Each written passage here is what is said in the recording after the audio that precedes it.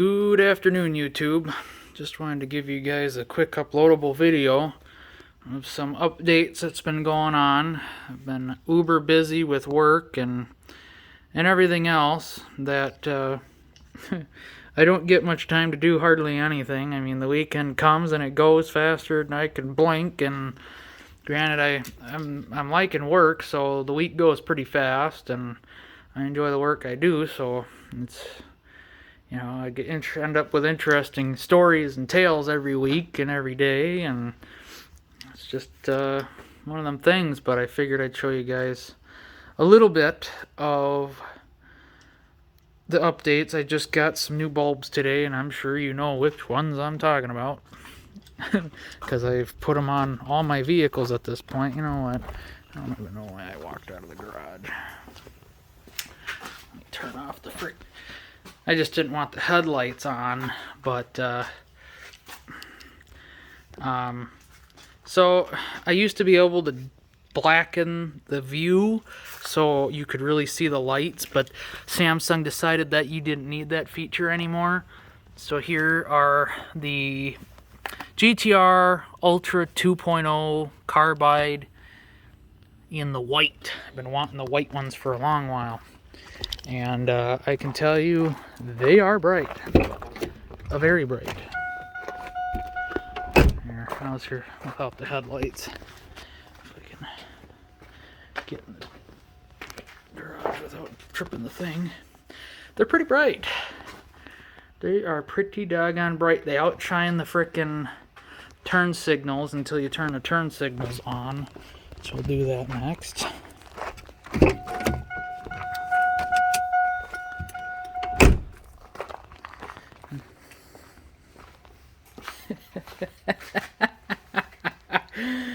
Oh yeah, I wanted to make sure you're able to see my turn signals through my bi-xenon headlights and super bright daytime running lights now.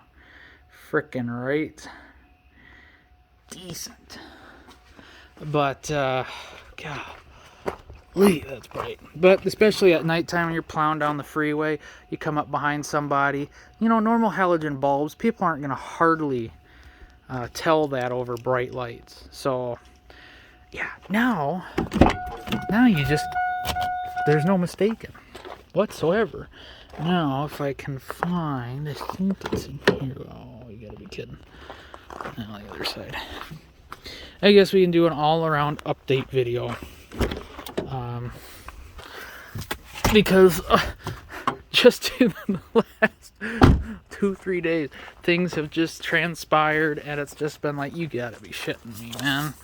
Really?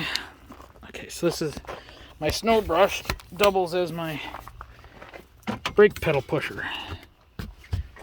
Decent.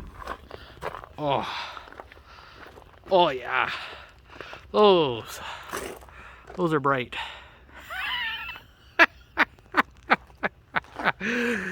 Well, it just goes with the pair, you know, frickin' right. So before I had the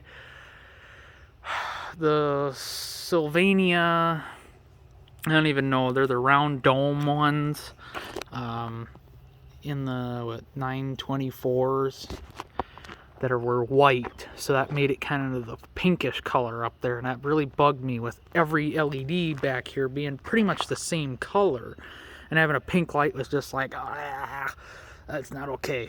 But and obviously there's a lot more glare, partly because my camera lens is broken, but just because Samsung camera app is garbage now. But anyway, but yeah, I'm telling you, it's bright. It's not quite as bright as the camera's making it, but it's pretty damn bright where you don't want to stare at any of them, but it sure as hell is going to catch your attention when you step on that brake. And cause, oh, I'm seeing nothing but red now. Let's see, I'll turn on the thingamabob. That's pretty dang bright. So those are the Sylvania bulbs. I took them from the brake and put them on the sides. Otherwise, I just had those bluish tinted 921 halogen bulbs. And yeah, they're fine and dandy, but they're halogens, so they suck up battery. And I don't know. This actually works pretty dang good. It's actually pretty slick. Granted, these are bulbs just pointing outward, and I wish I could frickin' show you guys, but Samsung screwed this camera app. It pisses me off. This camera is the worst camera I've ever had, and it's the newest, one of the newest phones I've got. That's just garbage, man. Anyway, what you're not seeing, but I am, is the bulb is just pointing outward. There's no reflection on the back reflector wall. It's just shooting straight out, because it's not a 360 bulb. And it was very disappointing because that reflector for the white ones not only is rounded, but it's pretty much just like my hand. It's got a lid and it's got a back wall. No bottom though. But for the brake light, it's open on the top and bottom and only a reflector on the back. It's really weird. Why would you do that, you know? But I'm glad they did, because those carbide bulbs are almost too tall for that. I had to trim the top of the housing so the bulb easily stuck out the top, because I actually broke the if you've ever looked at this, at least on this older style, the bulb socket is a twist-in style. Even though you don't have to mess with the twist, you just it's just whatever. I mean, I suppose you could, but the whole bracket for the bulb thingy just pops out. If you've ever messed with it, you'd know. But I had to trim the top open, roundish, so the bulbs could kind of angle back. But let me tell you, they work. They're bright. And they're on the bulbs are on the side, not in the top. So it just works a heck of a lot better either way. Okay, so that's my new bulbs. And for my birthday, I got the turn signal bulbs. So that was nice. So the updates in here, I put my monitor back in here, as I towed my enclosed trailer this weekend, and that turned into an adventure all on its own. I have my subwoofer switch back. It is a 10 amp instead of a 5 amp, so we're not likely to instantly blow that up, even though the last one lasted for quite a while. But we have my trailer brake controller I bought on eBay. It was supposed to be new, just a damaged box. Well, damaged box ended up being damaged controller, where there's no lettering on the screen. No matter what you do, no lettering. So, and actually, I shouldn't say that, because one day I did have lettering for all of 5 seconds, and then it disappeared again. But anyway, it still brakes it still controls the brakes on the trailer, so that's good.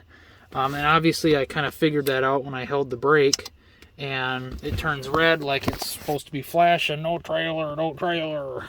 But I was like, well, that function works, maybe it brakes the trailer, and it does. So that's always good. Still haven't fixed the steering wheel control module thingy mabob for converter for the radio. That's about it in here. Towing the trailer, fiasco. So it was hot. It was 95 degrees that day, and we're plowing down the freeway at 75 miles an hour, not with a heavy load or anything. It was really windy though, 20-30 mile an hour gusts of wind, and the truck was working. It was doing a 900 to 1,000 degree EGT.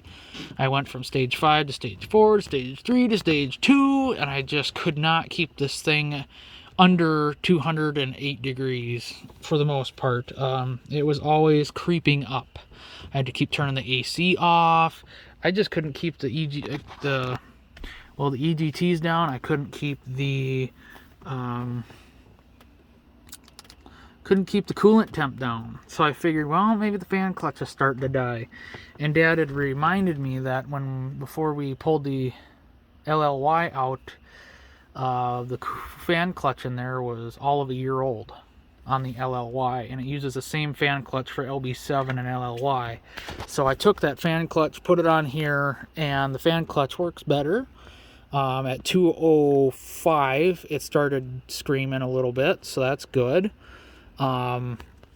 And I'm just saying a little bit because I didn't have the trailer on anymore, and I was just racing around, and all I was doing was driving up and down the driveway. But yeah, I mean, today I could have hit 201 just daily, just driving around town. I came up, pulled in the driveway, it was 192. Pull up to the house, it was 194. and by the time I came out, the AC was really struggling. It was turning on and off, and I come inside and it's blowing humid, hot air. Like, it's not working at all. And the coolant temp's at 197. It should be cooling down. I mean, I had the truck just like it is now in front of the garage. It was in the shade. It should have been cooling down, but instead it was heating up. And so I got to clean the cooling stack. That's the next step. And from there, the water pump is less than 70,000 miles. It's less than 60,000 miles old, although 5-6 years, so who knows. But water pump's not that old. The fan clutch is not that old. The cooling stack's been cleaned before, so that's why I was like, it shouldn't be cooling stack. The air filter is questionably dirty, so that is also on the list of to-dos. But for the most part, this thing gets up to temp on hot days. Just a little bit. But the same goes for my Cadillac. And I have been ordering parts relentless for that. Because you heard me in previous videos say I wanted to do the water pump, the thermostat, and the fan clutch on that. Just to be safe before summer. That way I don't have to worry about that thing getting hot. You know, being a North Star and all. So I frickin' was sitting in a McDonald's drive-thru wanting to get a caramel frappe. No whipped cream. I really like those. Sitting there, looked down, temp gauge is climbing. And it got 2/3 of the way to red-ish. Yeah, 2/3 up the gauge, I should say. Not to the red, but 2/3 up the gauge. Way above normal. So I was like, that's not good. I turned the AC off, and after a minute, it kind of dwindles down a couple little notches, and I don't know what the coolant temp was, but I got home, hooked my scan tool up, and coolant temp was 136, or 236, I'm sorry. So it was probably well over 240, but not into the red. I never got into the red, and the more I drove it, the more the coolant temp went down. So I was thinking, well, it's got to be fan clutch, because it didn't really matter how hard I drove it. As long as I had plenty of speed, it kept cool. And obviously AC off helped. So I ordered a fan clutch, water pump, thermostat, and I'm also experiencing a drivetrain vibration. So I ordered both front and rear GBU joints, carrier bearing for the drive shaft, and we are going... I was going to pop the fan clutch in and see if that made a world of difference, but in the process of moving the little radiator hose that goes right up the top of the radiator, it's just the overflow, I think, the littlest nipple on the radiator. With the slightest little movement of that rubber hose, it went tink right off the radiator. You son of a beep, you know. So then I had to order a radiator, and of course the car has the high ambient temperature cooling system, which apparently in Rock Auto hardly anybody sells that radiator for the V09 option.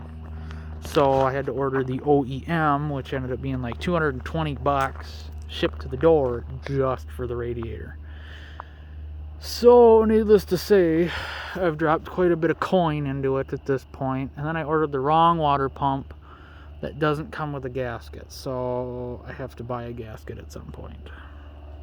But, and a fun fact, the Lyle fan clutch toolkit that comes with 3 different fan tool adapter thingy-mabobs, do not work on the Duramax. I mean, yes, it fits the 47 millimeter, but there's nothing to hold the water pump pulley itself. The part that's supposed to fit into the pulley fits perfectly snug on the nut for the fan. So using your wrench on the fan and the thing that's supposed to hold the pulley, which never fits into the pulley, fits around the nut, you're not going to get anywhere. So I had to take a punch and punch it off. But just fun fact before you blow $80 on that kit, it's pretty damn useless for a Duramax. But on the car, I need 2 wrenches because it has two nuts, one on the back side of the bracket and one on the front side of the bracket. If you figure, I might do a video on it once I get to it, but that's just what's been going on. So car's been sitting idly by because it had been miserably hot here in Minnesota. What really pisses me off, Minnesota, okay, colder than Antarctica in the winter, hotter than I'm going to say Texas and probably Mexico in the summertime. That is just disgusting. We are way up north from the United States, way up north, and it's blazing, balls dragging on the ground hot. I hate it. This is not Texas, this is not Mexico, this is not the fucking equator. We don't need the heat. Oh, but, you know, I could live with negative 60-degree wind chills through the winter. That's one thing, but fucking 98 degrees and 100% humidity, go fuck yourself, weather. Oh, I hate it. But anyway, yeah, with it being that hot, I was not driving the car. I do not want to try it, even though it's not a long commute to work. I just don't even want to chance that, and with the fan clutch not working properly, it's not drawing the proper air across the condenser. And the same thing with this. That's the whole problem I was having yesterday with the AC, or even today I should say with the AC. There's no movement at idle across the cooling. Even though there's front fans on the radiator or the condenser of the car to help cool the AC, it warms up as you sit there and idle. So the AC, I mean, and probably coolant temp too. Anyway, so, and then the Honda, I've been messing with the AC on that. The AC magically started working in this thing, and then I've been playing with the pressures and the cooling in the AC system, thinking I'm getting it better, and I made it worse. So it's not overcharged, it's undercharged, I think, at this point. But I think the whatchamacallit, the expansion valve is getting plugged up, because there may or may not have been a chunk of dirt in the a couple pieces of dirt, not chunks of dirt, just little bitty like grains of dirt, whatever. I tried my best to clean it out, but because this entire HVAC system has been pulled out of a car in the junkyard that was sitting on the ground. Needless to say, I think some lines hit the dirt, and I tried cleaning them out the best I could.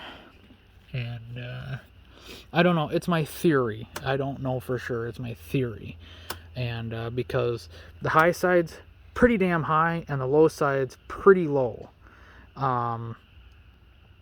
And especially when I rev it, the low side really drops off and stays down, like there's a restriction in the system. So I think the expansion valve's giving me issues, which sucks because it's a brand new condenser up front. I don't know, at idle it seems like it works pretty damn good, but you start driving and that low side drops off, the pressure switch cuts the AC, and you know, I don't know. I'm trying to get ready to sell it.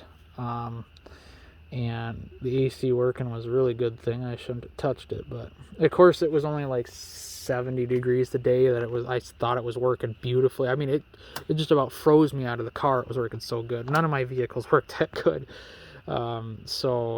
But that was 70-degree day. Come a 95-degree day, it was blowing warm. So, but that of course was after I messed with it a little bit, not a lot. But now I've messed with it a lot, trying to get it back, and no go. So, and of course, the expansion valve's inside the heater box, and I need to, yeah, it's a whole process. And in order to remove the heater box that the expansion valve's in, I need to remove a fitting that has been cross-threaded, which requires a new AC line and then a new evaporator core. So, you know, $200-300 into a car that doesn't need another $200-300. And I don't have a way to reclaim the Freon, which bugs me because I've put lots of money into Freon in these things, and I'm getting shit AC. So one of these days, now the job, I'll have to just fork over the money for an AC machine that can reclaim. We've got a really nice one at work. I mean, it's probably just your standard run-of-the-mill, but to me it's really nice, the fact that it can evac the system, or it can reclaim, evac, recharge, and you can have Nipples as hard as rocks that'll cut glass. Oh yeah, I love good AC. A system that had zero pressure in it. Okay, I did a AC on a vehicle. The AC system had zero pressure, and I mean zero. There was a massive leak, and it was obvious. It was blatantly obvious. It was my very first AC at this place, and I was like, great, you know, if there's a leak in the system, how am I ever going to find it? Well, I opened the hood, and it was like, oh, that's how. There was a little bit of dye in the system, not a whole lot, but it was like this line had just been disconnected. Somebody had messed with it or something. Even though there was no evidence on the nut or whatever, it was like clearly evident with the amount of residue all over everything and the green, and it was like, yeah, this looks like it just blew out relentlessly. But when I pulled this thing apart and looked at the O-ring, there was nothing wrong with the O-ring. It looked brand new, and I didn't even try to evac the system to see if it would hold. I just replaced the O-ring, put it back together, extra snug, because those, for some reason, the AC fittings are absolutely relentlessly tight. But I made sure it was even more relentlessly tight, and to cover my butt, and then evac the system, recharged it, and I had 38 degrees out of the front vents. I was like, that's immaculate. That's, for a system that's been open all winter long, that's amazing. So, and I know the dryer probably should have been replaced, but like I said, it worked flawlessly. So, wasn't gonna mess with it, because for me, AC systems are one of those things, you mess with it, you screw it up, you're just done. I have not gotten a system, an old system, to work like new. And that's what this thing, the LB7, is going to get here soon enough. I'm battling here because I really want to go overboard like I usually do and do an LBZ cooling stack in this thing with a fan clutch, the whole 9 yards. And core support, the whole kabang. But that's expensive. And then with that, replacing the whole AC system, because I'll show you under the hood here of why I need to replace the AC system. And it's not just because I want to. I don't usually do stuff. I should say that I do that all the time. Also another nice bulb. Anyway, you can see the AC compressor has been accumulating dirt for quite some time. So the AC compressor is leaking ever so slightly.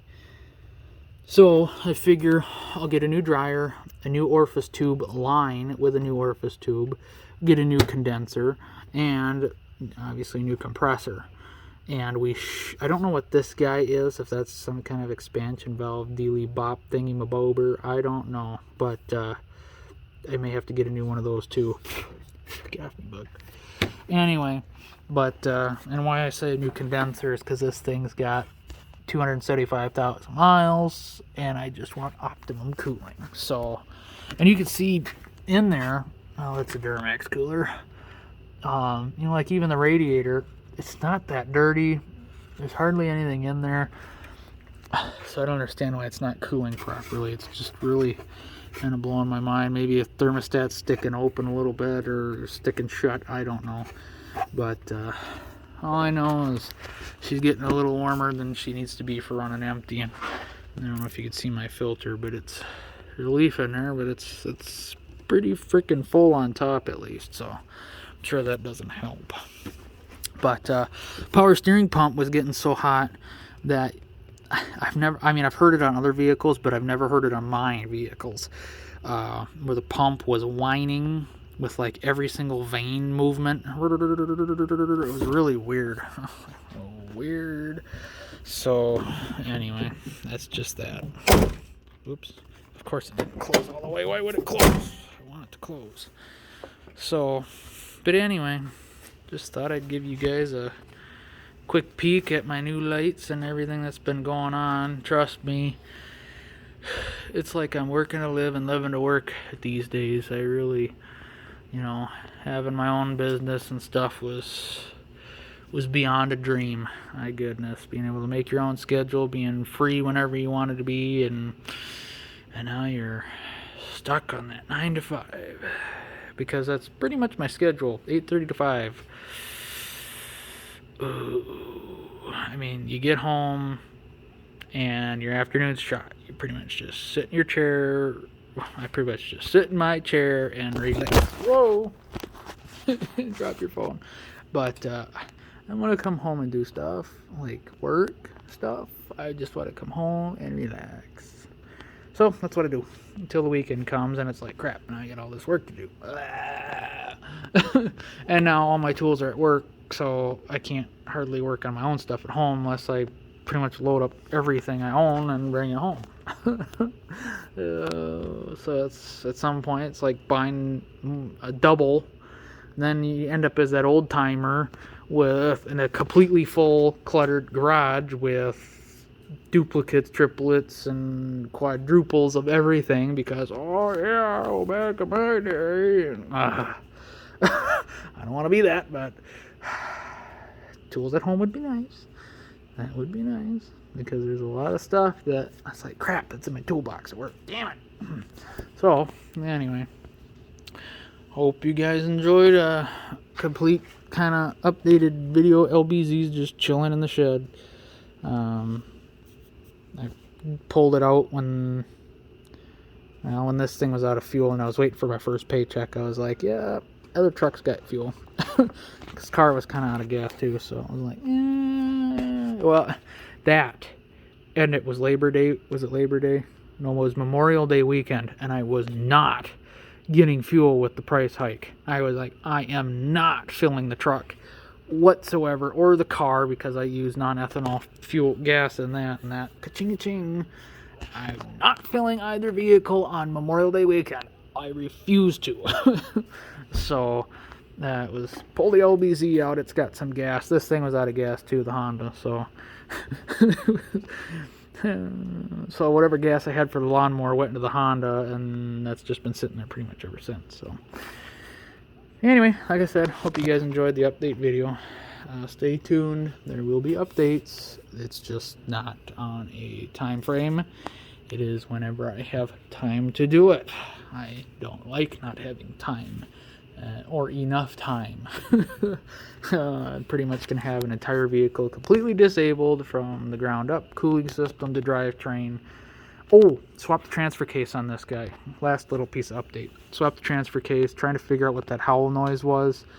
Howl noise got worse after towing the trailer. So I got a bad feeling it's either rear wheel bearings or the rear differential. Because I've done the rear U-joint with the Spicer. I did a video on that. Update it, more or less. The front U-joint is still tight, but I'm questioning that as well. So at some point I'll order a new front U-joint. But, yeah, it is not looking good. So, one day I'll have to drain the diff fluid and see what the hell comes out. Because it's either bearings, which have already been done. Let's put it that way. They're less than 60,000 miles old and not a lot of towing. So I could pretty much tell you every time this truck has towed something, that's how many times it's towed stuff. And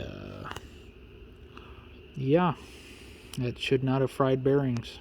Nor does this truck drive as fast as the LBZ because it does not have a 6-speed.